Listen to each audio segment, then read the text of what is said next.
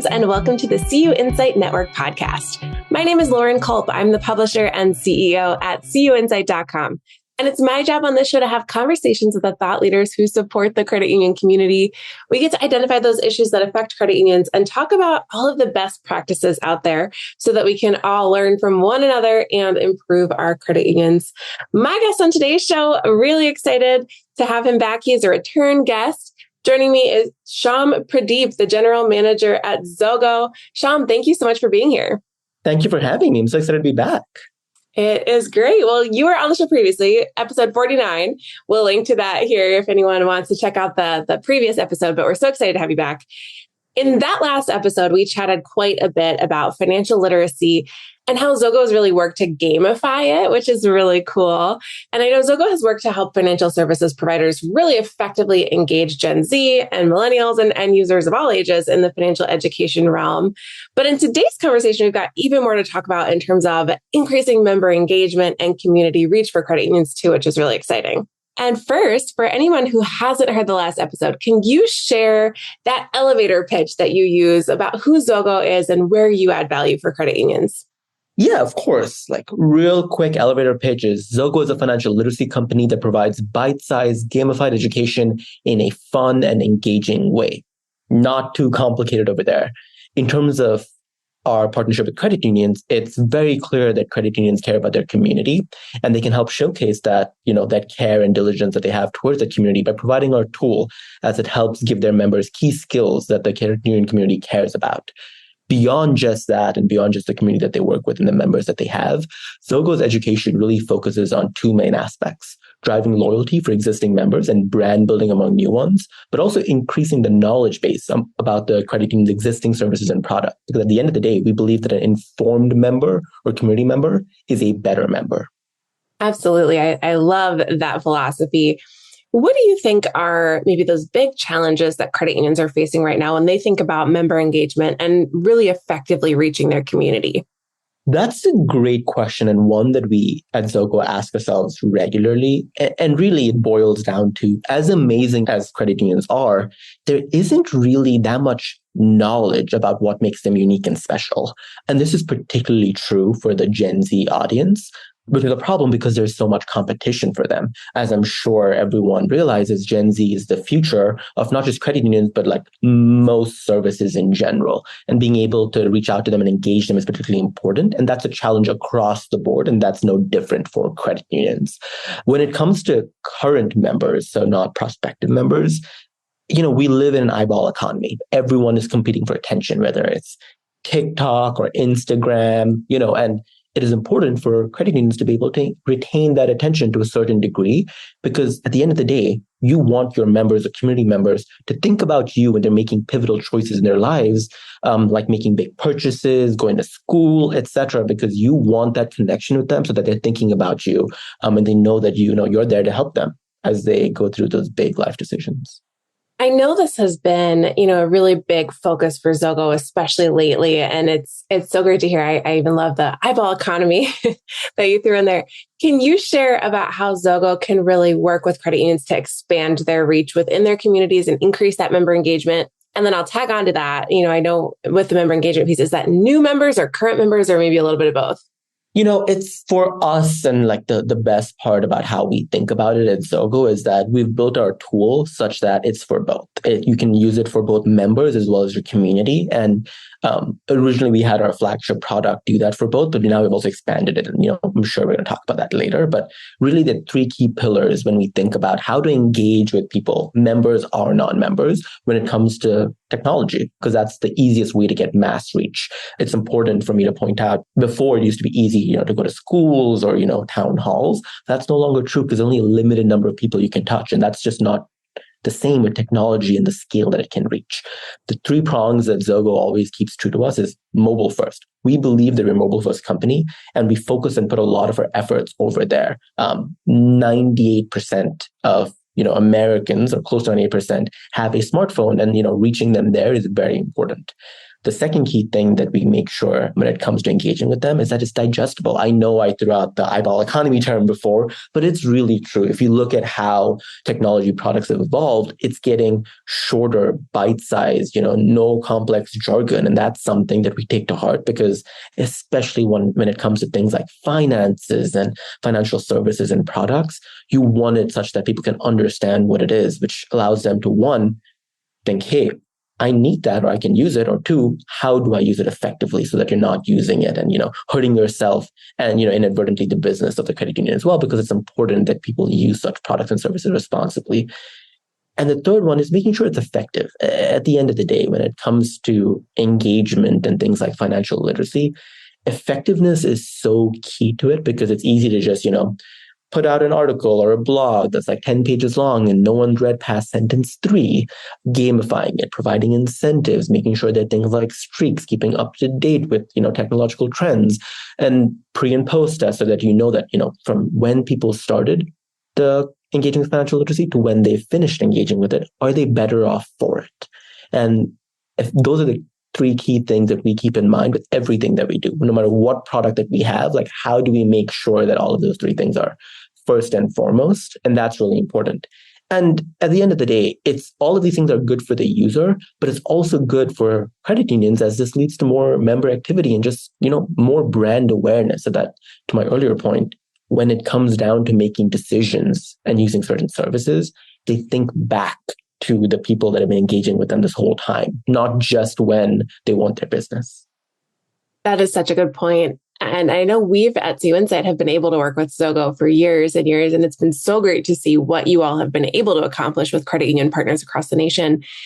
I'm curious, when Zogo was forming and really looking for those financial institution partners, it seems like credit unions are really well aligned with your mission. But can you tell me more about why you chose to work with credit unions in particular? I love this question because it goes back to how we started, and there's so many memories in terms of how this journey began for all of us. It really started like we were a bunch of college kids. A lot of us were at Duke University. Some of us were at Chapel Hill.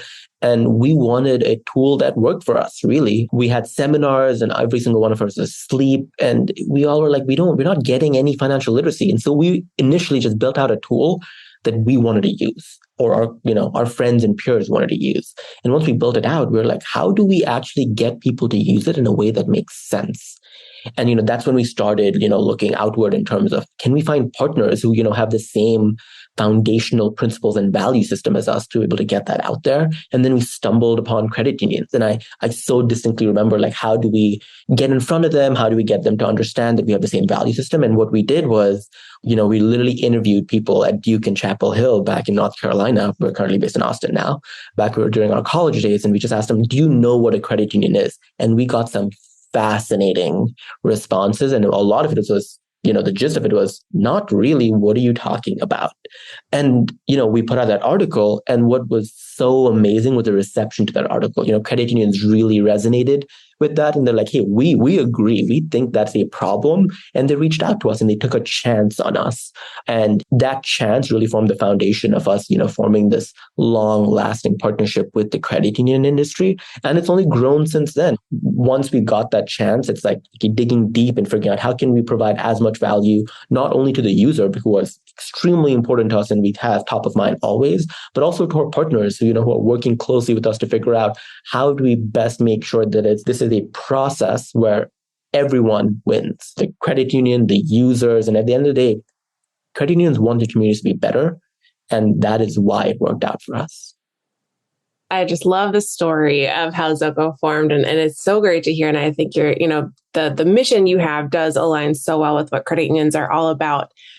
You mentioned gamification a lot and building something that you wanted to use that's mobile first. I'm curious, how has Zogo's approach to education and financial wellness kind of expanded throughout the years that you've worked with credit unions? Ooh, that's a really good question. Originally, I think so many people know us for our flagship standalone app. But, the truth is we've really expanded our product line since then. I made the point earlier about how mobile first was something that was very core to us. And it is, but we've realized with time that really mobile first ties into accessibility. We want to make sure that people are able to access financial education, no matter where they're at. And so we have really built out other tools as well in order to service that need. So one of the first things that we did is also build a mobile banking integration. So it's, yes, members can access our standalone app, but we also want to be able to, reach them when they need it most, when they're in their application, looking at, the money they're having, looking at other services. How are we able to provide them with education when they need it during those core touch points? So a mobile banking integration is something that, we expanded into, and that's not something we originally had in mind, but that is something that we were asked for by a lot of our partners, and we obliged. On top of that, we've also made large strides in terms of, how credit unions is able to actually look at the impact and feel a part of the impact and, expand on it when working with Zogo. So like making sure that our partner portal with them has really grown in terms of looking at what are people engaging with, why are they engaging with it, what do they want to learn more about, and that partner portal has been key for us as well. On top of that, the usual, making sure that in order to align with our accessibility standards, we also have a web version that people actually want to work with, but not in the traditional way in terms of having long form articles, but keeping true to our values of bite-sized, fun, gamified education. And how do we make sure that we're also on the web, but keeping in mind that accessibility is the core reason over there. And then finally, the usual making, we started off in English, but we realized that in order for us to be truly accessible, we also had to expand into other languages. And so we've also released a Spanish version along the way. And I'm just scratching the surface here. Obviously, within our app, there are like bookmarks, search, indexing, there are trending topics, there are all kinds of features.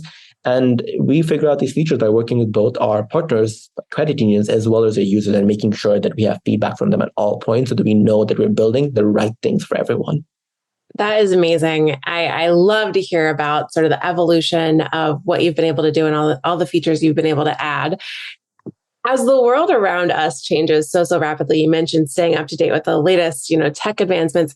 Is there anything else exciting on the horizon for Zogo that's maybe not quite here yet, but that you can kind of give us a sneak peek about? Yeah, I mean, we originally had a certain version of the web initially, and we realized we weren't that happy with it. As a mobile first company, so many of our resources are going towards all of our mobile banking platform integrations as well as our standalone app, and we weren't as pleased with our web platform. And in fact, literally yesterday was when we built out a whole new one from scratch, which is considerably better in every single way because it didn't align with our original principles. It was a learning lesson for us in terms of how do we make it even better. And that came out yesterday. Like we literally built the whole thing. We stress tested it as a company, and we're super excited to be actually able to present it to some of our partners in order to gauge reaction over there. I think accessibility has been something that we have learned over time is so important and means so much in so many different ways, like languages, web, etc. And so we're trying to make sure that we're available no matter where people are at. We believe that, mobile first is still core to Zogo, but at the same time, it doesn't mean that we don't want anyone who doesn't have access to it to not be able to use our education for what they need. And so that is something that we're particularly excited about.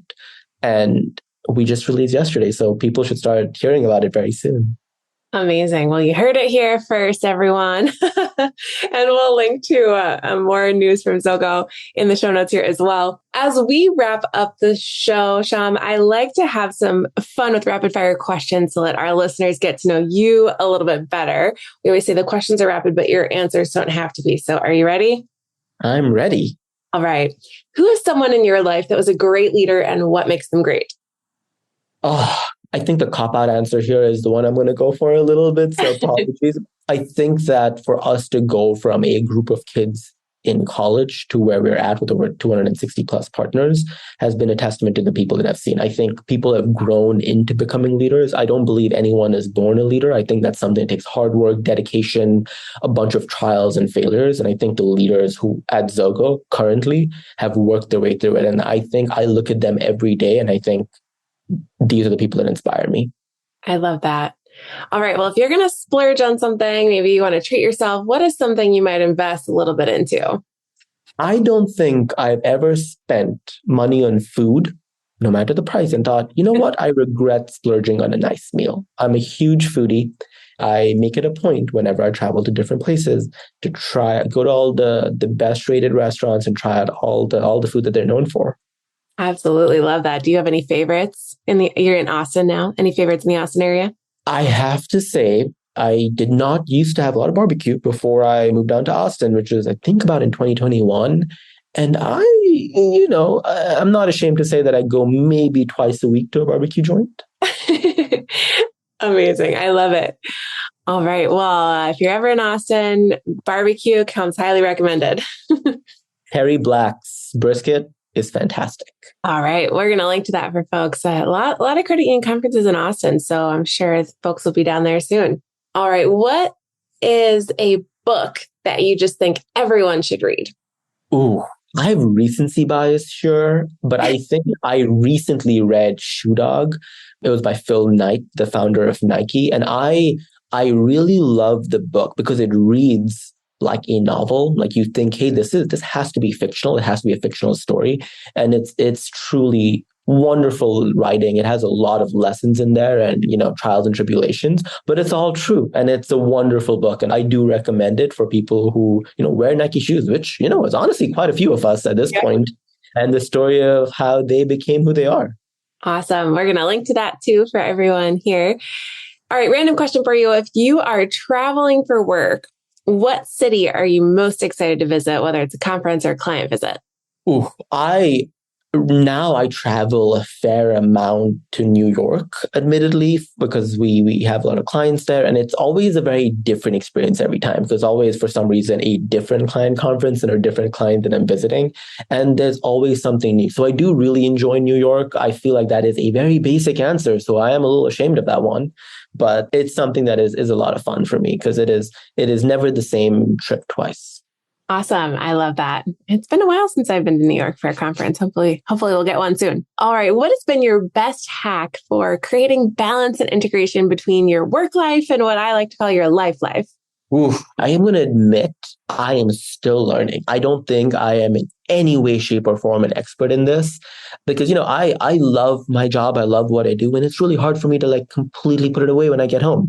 But what I will say is this, I think for me, it's being able to recognize hey, there are some really important personal things in my life, whether it's friends, family, etc., and making sure that I have blocked off time that is my sacred time to give to them is really key in order to have that balance, which is I am okay if I have to go home and spend some time doing what I love, but there are certain things that I make sure that I will make time for and ensure that nothing gets in the way of that. Because at the end of the day, we work so also we can spend time with the ones we love. And that's important that we do so.